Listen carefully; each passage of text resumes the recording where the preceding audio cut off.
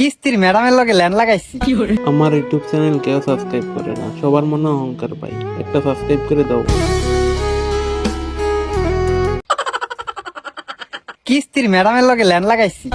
কি করুম, মার নাম দিয়ে একটা কিস্তি তুলছিলাম। ওখান কাম কইরে কিস্তি দিতে দিতে একবারে ফেপড়া মেপড়া বেড়ে জায়গা কিস্তি আর দিয়ে হারি না, দাঁড় দেনা কইরে মনে করেন বিধি কিস্তা করে হালাইছি। পরে মাথায় কুবুদ্ধি ঢুকলো যে কিস্তির ম্যাডামের লগে প্রেম করি একটু, হয়তো কিস্তিটা মাপ হবো নি। কি করবো ম্যাডামে খালি একদিন কিস্তির লেগা বারবার করে ফোন দিবেন হইছে। পরে কইলাম যে ম্যাডাম কিস্তি তো দিমু, তবে একটু লেট হইব, কিন্তু আপনি আমার বারবার ফোন দিয়েন। হ্যাঁ কয় কেন বারবার ফোন দিতে হইব কেন, যদি দেন তাহলে দিয়ে যাবেন সুন্দর মতো। আমি কই না, আপনি ফোন দিলে আমার ভাল লাগে, আপনার যে সুন্দর কণ্ঠ, এই কণ্ঠ শুনবার মন চায়।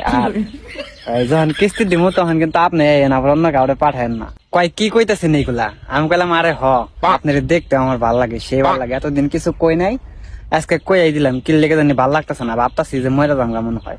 পরে কয় আচ্ছা কিস্তি দিন ভদ্রলোকের মতো। আমি কই হ্যাঁ কিস্তি দিমুনি। যখন কিস্তির লেগাইছে তখন কইছি যাক, খুশি হইলাম যে আপনি আইছেন, আপনারা না দেখলে আমার খালি পরানটা ছটফট করে। পরে পেলাম যে আজকে অফিস টাইম শেষ হইলে বাসায় যে একটু ফোন দেন, গল্প সল্প করুন নেই।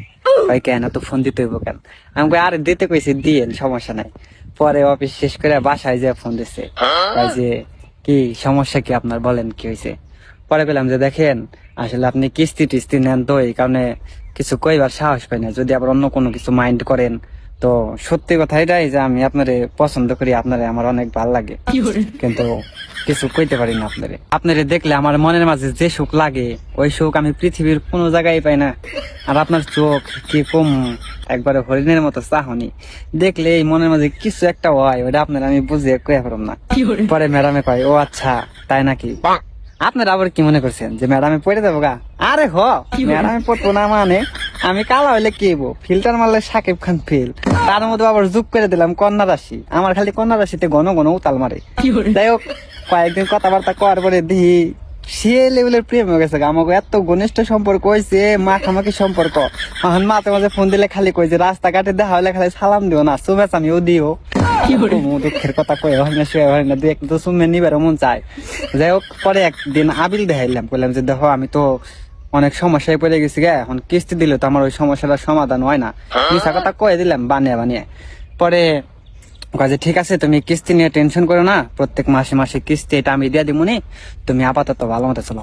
এটাই তো চাইছিলে যে কিস্তি রেখালে মাপ ওই, তখন এই কিস্তি যখন শেষ হয়ে যাবো তখন কমু যে শুনো আমাকে তো বিয়ার সাথে করান লাগবো, এমনি করে আর কয়দিন থাকমু।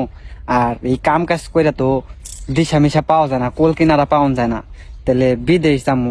বিদেশ যাওয়ার লেগে তো 1 টাকাও ক্যাশ নাই, যদি 4-5 লাখ টাকা লোন নিয়ে দিতে তাহলে মনে করো কোন রকম দাঁতে কামড় দিয়ে আমি বিদেশ পৌঁছে হারলে, তারপরে মনে করো কিস্তি কুস্তিও শেষ দিয়ে দিলাম, তোমার বিয়াও করে হারাইলাম। আচ্ছা ঠিক আছে এটা শেষ হোক, একবারে লাইন আইসে খালি মতে মতে কিস্তিটা শেষ হইলো, 5 লাখ টাকা লোন নিয়ে যাবো গা বিদেশে। আমার ইউটিউব চ্যানেল কেউ সাবস্ক্রাইব করে না, সবার মনে অহংকার পাই, একটা সাবস্ক্রাইব করে দাও।